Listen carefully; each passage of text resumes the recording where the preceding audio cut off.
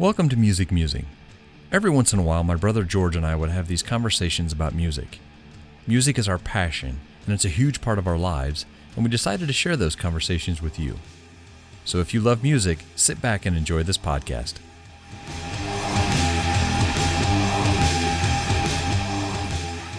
Welcome back to Musing.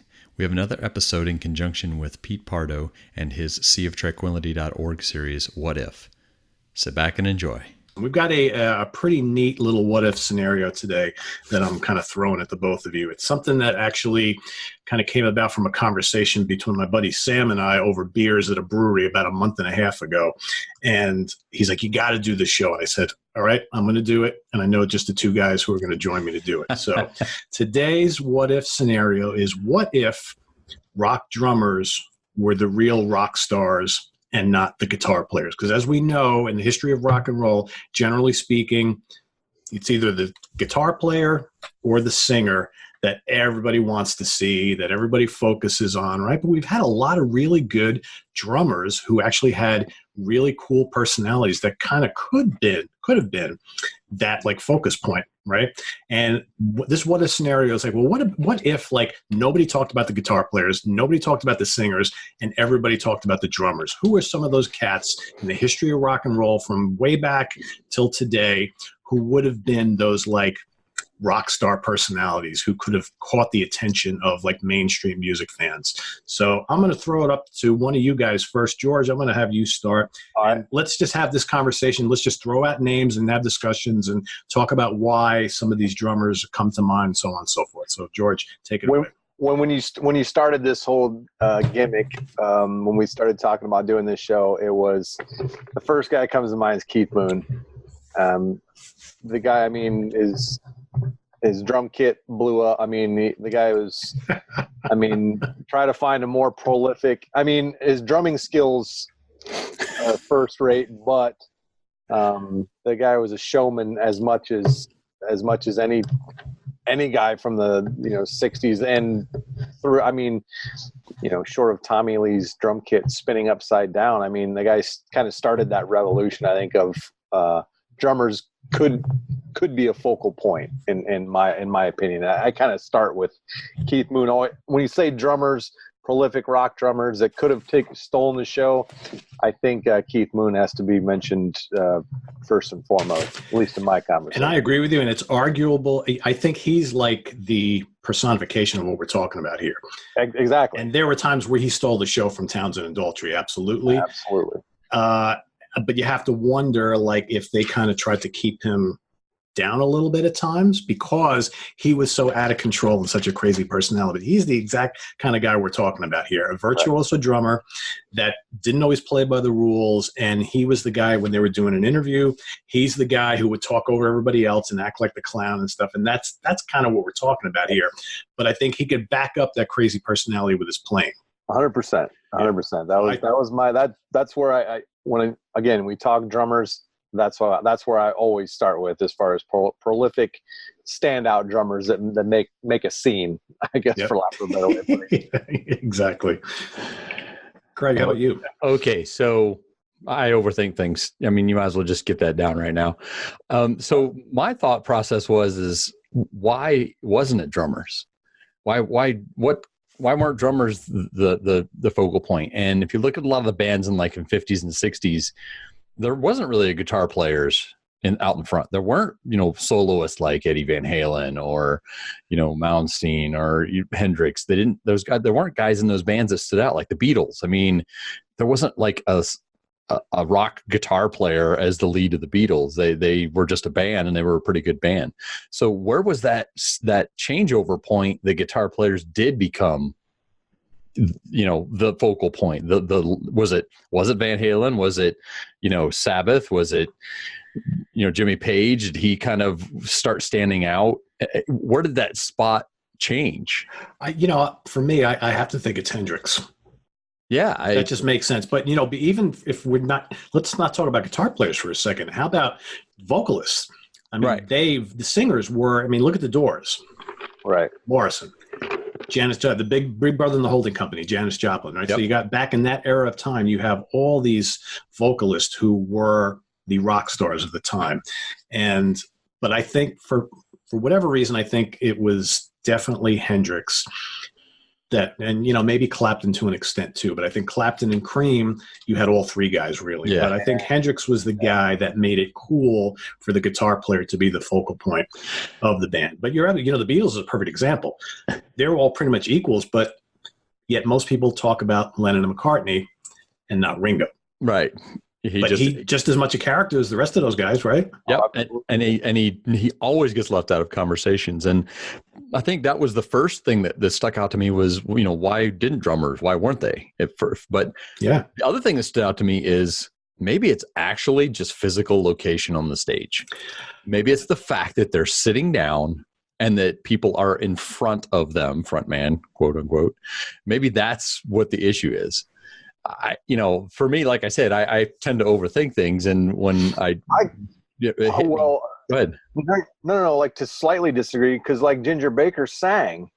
Well, so I mean, like in Cream, he was the drummer and he sang. So I mean, that kind of Phil Collins, not all of it, but I mean some. But I mean, so there's like I don't know. There may have to be like kind of a cutoff point, or like certain bands could have and certain bands couldn't. I mean, if like Led Zeppelin. Oh yeah, that's what I was going to circle around back to. Well, but I mean, how can you decipher one better than the other, like in Led Zeppelin? Well, for Led Zeppelin, I would go with playing more than a standout attitude. I mean, when he was on stage, he was so focused on his playing, but his playing was amazing. When you look at him in comparison to somebody like Keith Moon, who was just, he was in your face the entire time. A lot of, Bonham's stuff was just him playing on the kit and being amazing at what he was doing. So, but again, you look at that in comparison to guitar players, you got the same thing. You got guys like Angus Young, who, he's an amazing guitar player in his own right, but not, but he commands attention on the stage. Exactly. Everybody's looking at him. Exactly. Yeah. I think you're onto a good point. Well, but Phil Rudd is on my list too, and we'll circle back to that in a minute. But mine too. Yeah, but go ahead. But I want to go back to Cream for a second. So, you had three guys. All three of them sang. Ginger mostly backing vocals, right? But you had Bruce and Clapton at the front of the stage. But here's the key: in that band, all three of those guys soloed all the time. Yeah. And that's why I think most people, when they think of Cream, they look at those three guys as equals. Whereas until like maybe the late 60s, early 70s, you didn't get a lot of rock drummers who soloed for 10, 15 minutes, right? Like Bonham did, like Carl Palmer from Emerson. Yeah, exactly, right? Yeah. So I think, to Craig's point, they sat in the back. They held down the rhythm. Charlie Watts from the Stones is a perfect example. Oh, yeah. He's just like, yeah, exactly. He's just there, but he's the glue that holds that whole band together. But yet nobody ever wanted to talk to him in an interview. He was never featured in interviews, hardly at all, right? Everything was about Keith and Mick. Yeah. Always. And then eventually, Ronnie and what have you. But it's just, could Charlie Watts have been, based on his personality, probably not. He's not that kind of guy. But there's a lot of guys we've mentioned. Bonham was a character. Bonham, if Page and Plant weren't like the kind of focus of that band, Bonham could have carried and been that rock star. He had the personality. He big was burly guy, He was so ingrained though with what he was doing that he was so entranced with playing those beats and stuff and making them sound. He was a perfectionist. Everybody kind of knew that. So I don't think that would have lent him the time or effort to do that. And he never came across on stage like he wanted that. Right. He never, as opposed to Keith Moon. Exactly. Keith Moon wanted people looking at him. He wanted people looking at him all the time. Yes. Well, yeah, yes. and Keith Moon had to fight for attention. When Townsend's out there smashing guitars, you have to blow your drum kit up. What are you going to do? Right? Yeah, you got to compete, right? Well, how are you going to compete? How are you going to compete with that? Not to beat the dead horse on, where they are on stage as well, but it's also not mobile. Singers take their microphones. Guitars move around with their guitars. You can't just pick up, well, I guess Tommy Lee, I guess you can, but. With a little help from the hydraulics and everything, right? Well, but if you look at that, he was he was probably the closest thing to that idea what we're talking about, absolutely. Of what we're talking about in more recent times, right? Keith Moon, again, it was such a short-lived, history for the Who, but for Motley Crue, I mean, that was they were all rock stars in that band. They were all upside down drum kits and smashing guitars and all that kind of stuff. So I think. George, what else you got on your list? Give me another one on your list. Stuart Copeland of the Police. But again, attitude. I mean, I think he's an amazing drummer, but does it fall into the attitude realm or does it fall into the style? I think so. He was mainly, I mean, like Sting and Andy were quieter during interviews. I think Stuart Copeland kind of stood out in his. I mean, we've never had an intentional conversation about the best three-piece band ever. Craig and I joke about it a lot, but Nirvana. But Pete's eyes are rolling. I can see Pete's eyes rolling. Yeah, the police always came off as like. Fast forward 20 years of Cream. I mean, you've got only kind of a role reversal. I mean, Sting on bass, Andy on guitar, and Stuart Copeland's drumming I think there was just a level of, he stood out to me in a band where, I mean, obviously Sting, is prolific as far as, but the Police's career was very, very short-lived. People think that they've got this huge catalog. And what they do, 4 albums? Or was it 5? Something like that. Yeah, not many. A really short, I mean, like 79 to 84, and they shut it off. Yeah. They really shut it off. I kind of liken the Police in a weird way to Rush. So here you have this three-piece where really all 3 guys were pretty equal. Right. And I mean, I know it's with the Police, Sting eventually became, he was kind of the face of the Police. But you look at Rush, you got Alex, Geddy, and Neil. And all 3 of those, when they did interviews, all 3 of them were there. Right. When you went to a Rush concert, you went to see all 3 of those guys. And Neil, I think a lot of people, he really had a lot of fans who were like, one of the main reasons they loved Rush was his drumming. But again, a quiet guy for the most part. I mean, all 3 of those guys were pretty mellow. But the Police is a great example because I think Stuart, even after the Police broke up, he went and did all sorts of other projects. He pops up all over the place. Yeah. But it's like, he never, from his days in the Police, he never had that I'm the main guy in the Police to kind of carry over into the rest of his career like Sting did. And again, why? Because I think he was a pretty interesting guy and still is. Yeah. And front man and, obviously incredibly uber talented on the bass and so on and so forth, the singer, songwriter, and performer. So I mean, but I really think that it's honestly just location on the stage that really kept a lot of that. You talked about singers being possibly the out front for a while and then kind of moved into guitars. I think it had, if there was some different way, obviously you can't change what drums are on a stage, but if there was some different way of that being out front or them being able to get up and move, I think we would have seen late 70s, even mid 70s to late 70s, even early 80s, that there might have been an era where the drummers were the focal point.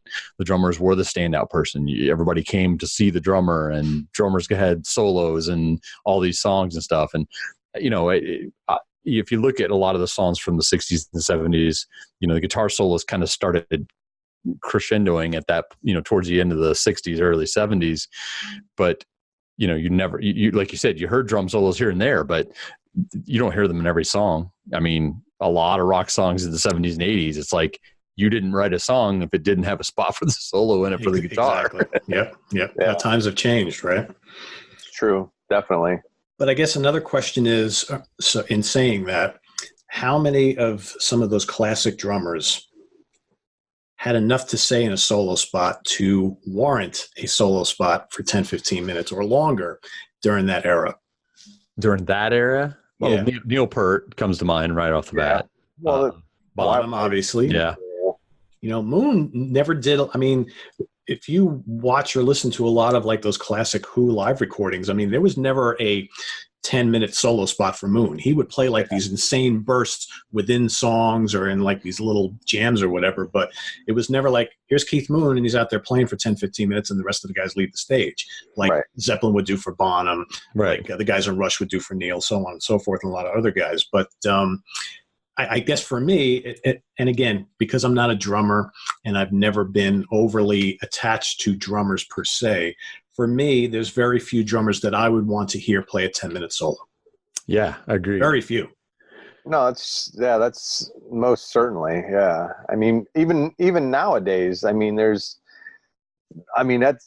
certainly went the way of the dinosaur. I mean, a drum solo in and of itself anymore is pretty much non-existent, even currently. And when they happen, people go to the bathroom or they go to the bar. I still go to a lot of shows and that's generally what happens. Unless it's a specific guy, okay, who. Right, like Neil Peart. When you mentioned that, and it's kind of funny because, the local band I played in, we had one of the better drummers that I'd ever played with or seen, and we never really did much of a solo with him. And the same way with, we talked about a couple of the guys, who would you want to listen to?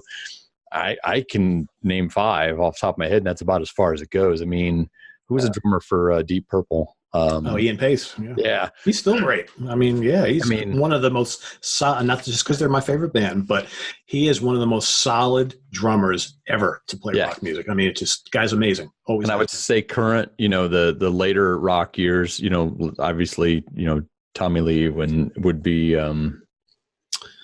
the one I could think of. See, I mean, for me, it's different. Like I'm maybe a little more towards this side, towards the metal side and stuff like that. But like drummers like Vinnie Paul, for Pantera, and there's a lot of, I don't want to say technology has changed, but technology and the drum kits got bigger, and I think they got less noticeable. So they were better drummers, I think, because of the accompaniment, what's available to them. Yeah, right. But they're even seen even less. I mean, like if you saw like Vinny's kit, I mean, it was clear up over his head. I mean, where they have to stand up and hit the cymbals for people to see them. I mean, Lars from Metallica, Vinnie Paul, a lot of these metal drummers. What's the guy from Dream Theater? You got Mike Portnoy, the former drummer. Portnoy, right. And then you got Mike Mangini, who's in there now. And those guys both have enormous kits. Yeah. I think Portnoy half the time plays standing up just to kind of reach and do everything. That's what I mean. So they're even less, I don't want to say noticeable. I mean, the sound is more noticeable, but visually they are less noticeable because they're behind a literal wall of sound. So does that mean it can never happen? There's such a label on the drummer as the back of the stage that will never have an era where the drummer. Well, let's go back to Portnoy for a second. Okay. As someone who's seen Dream Theater over 20 times and many times with him, I think he's a perfect example of that drummer who could have been exactly what we're talking about. I mean, Portnoy was the guy who talked to the audience in between songs. Portnoy was the guy who created their set list all the time. Portnoy was the guy who co-wrote a lot of the tunes. Yep. He was kind of their spokesman. So he was that guy. But is he the only one? I mean, the guy in Tool, I think, really talented guy. Danny Carey, right? Yeah. Danny Carey. Really talented, doing a lot of, I kind of like listening to him because he's really different. That's amazing work there. That's scary amazing there. But would he ever be that guy? Because, you got Maynard in the band, right? So it's... Yeah. He's the draw. Okay. So I have 2 curveballs that... Okay. One, like it or not, Dave Grohl switched. He went from a drummer to a man / guitar player. And Sully Erna of Godsmack, same thing. Went from the drummer from being a drummer to the frontman, singer / guitar player. Phil Collins too. Phil Collins, right? Phil Collins, right? What is that? What they have to do to get noticed, right? To be that rock star guy? Thank you. Okay. Open. Thank you for that.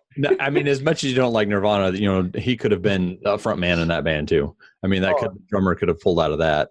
He's an amazing. Dave Grohl's an amazing rock star. That guy plays drums, guitar, sings. One of the few today. Yeah, he's multi-talented, and whether you like his the music itself or not, dude's mega talented. I mean, and seems like a pretty good dude, you know, from the interviews and stuff that you see him do. So, but other than that, I mean, is that what they have to do? Is that what Phil Collins had to do? He's like, you know what, I was in all these bands and I'm, you know, and I want to be out front. I want to be seen. I want to be that guy. So they have to switch. Is that what it takes?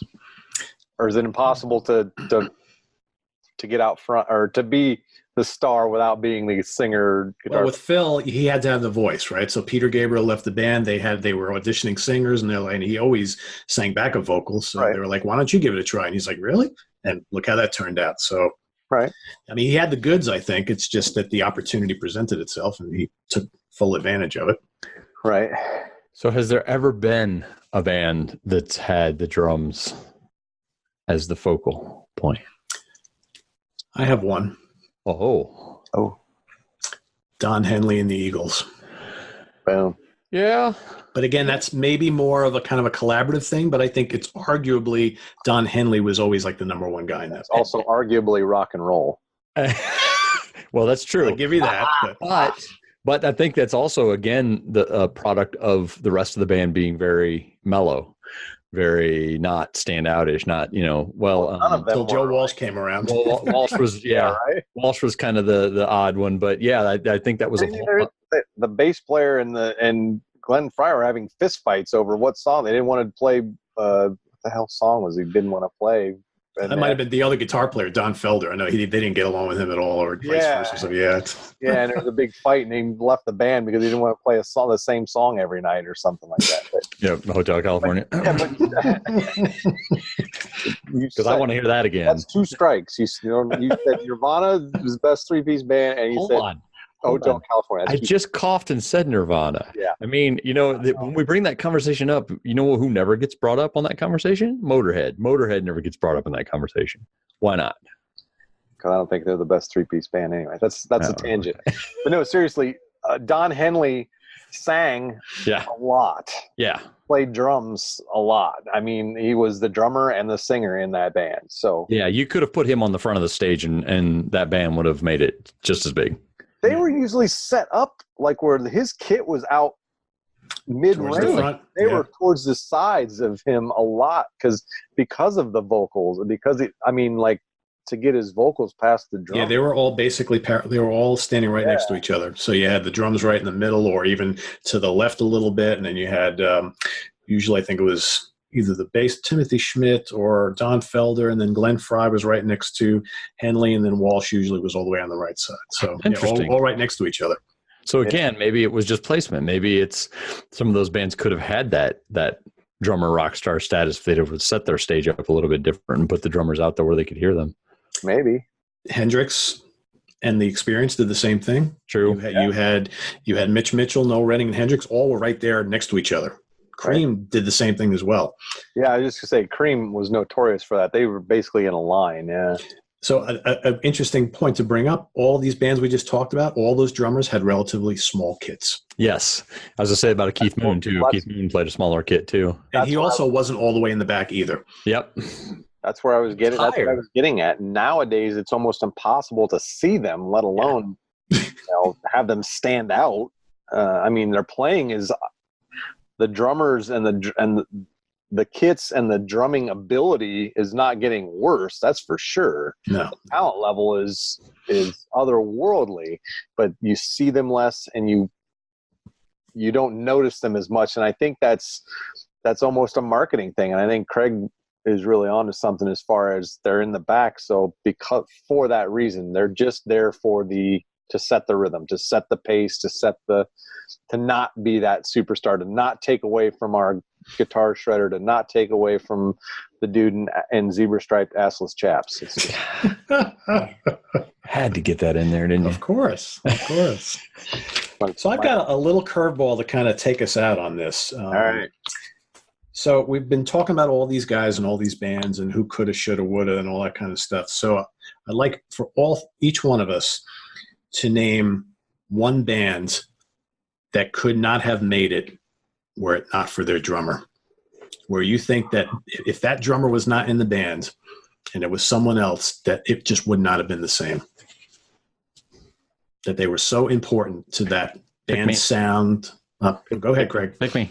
Go ahead. Led Zeppelin. As good as I think Page and Plant and the other guy that plays bass, John Paul Jones. John Paul Jones.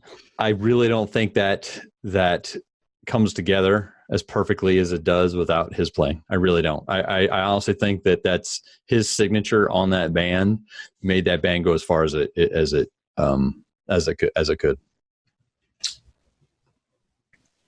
That was going to be my pick, so I'm going to pick someone else then. Iron Maiden. Really? Yeah. I think Nico. You're talking Nico, right? So since, yeah. Okay. Yeah. I don't think they pull that worldwide stunt off. I mean, with all the other things going on, I mean, with Dickinson in and out of the band and I think that band needed that style, needed that kind of foundation, I guess, to make them as big as they still are to this day. He's the guy I think that we've taken for granted in that band all these years. He's always been there, right? That's why, and I think that's why I said that, because he's almost unnoticed, but almost that band wouldn't sound the same. And he impeccably solid album after album, tour after tour. I mean, that's a great pick. Yeah. That's a really great pick. I've always just kind of thought that he was the backbone, the unsung hero kind of that band. So. If I say Nirvana as my second pick, does it erase the other one? Yes, it does. Okay, go ahead, Pete. All right, so since I can't pick Zeppelin and Bonham here, I'm going to have to go with Neil from Rush, and I'll tell you why. Yeah, that was on my list. Because, I mean, I love Rush's first album a lot with their original drummer, John Rutsey. But I just don't know if he had stayed in the band, would they have kind of kept on that bluesy, heavy rock path for album after album and eventually faded into obscurity? Do they take on that more kind of complicated, almost metal sound with lots of prog, with those great lyrics and arrangements? And I mean, I think that Rush doesn't become Rush as we know it and knew it throughout the 70s if Neil doesn't join the band. And I just think that you take him out of that equation, it would have never been the same. It's valid. I 100% agree. I think 2112 isn't an album if he's not there. Yeah, I agree. I think even without him playing, even just for the lyrics, right? Yeah. I don't think you get anywhere past the first album or two, maybe two after that. And 100% agree. Good choice. Yeah. Good second choice. Because you listen to the first Rush album and then you listen to Fly By Night. I mean, it's really different. It's really different. And again, I love that first album. Yeah, but that's like the first album is kind of like Zeppelin Mountain, Sabbathy type of thing. And then all of a sudden you get Fly By Night and then Caress of Steel and then 2112. It's like, whoa, wait a second. This is completely different, right? Yeah. I don't think that happens without. Yeah, they don't survive the 80s with the original drummer. No, absolutely not. And I think they transitioned well through the 80s with him because I completely agree. Without him, I don't think they transition. I think they die like the rest of them, or most of them, I should say. Yeah. So. Agreed. Cool. Well, guys, good conversation as always. Awesome. Excellent. This is a new one for me talking about drummers because I spend most of my life talking about guitar players and singers, and here we are talking about the drummers that I never pay any attention to. So it's kind of cool to like really dig in deep and pay attention and talk about drummers. So absolutely. Cool. All right, guys. So thanks for joining. Let everybody know where they can find you on the web and all sorts of places. Guess I'm going to take this one today. Yeah, go ahead. Okay. Musing. You can find us on any podcast platform. Our Twitter handle is musicmusing_. You can reach us at musicmusingfeedback@gmail.com and look for George or Craig Seibert on any other social media. You can find us that way as well. SYBERT. SYBERT. Awesome. Check it out. It's a fun show. It's a great hour spent, in my opinion. All sorts of good conversation, funny and insightful, and kind of like the spirit of what we do here on Sea of Tranquility. It's just like guys just hanging out, having a conversation about music. That's what it's all about. It's meant to be fun. Yeah, it's just meant to be fun. And, and if you just like watching people talk about music and, maybe hearing some information you never heard about, some bands you never heard about, or just talking about bands you love, that's what it's all about. So Craig and George are both kind of like-minded with me, and that's, I think, why we get along so great. We do all these shows together.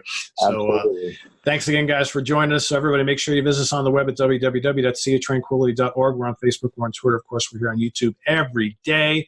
Tune in tomorrow. We've got some classic live album wars coming at you. We're hot and heavy in round 2 of the tournament. You don't want to miss that. Craig and George are coming back. We've got a rant we're working on for you as well, so stay tuned for that.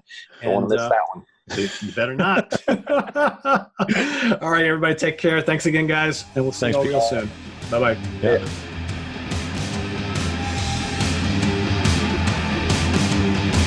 We want to talk to you about music, so reach out to us at musicmusingfeedback@gmail.com. You can also find us on most social media sites by searching Music Musing or George or Craig Seibert, SYBERT. And you can also find us on Twitter as musicmusing_ as well. Thank you for listening to this Music Musing podcast.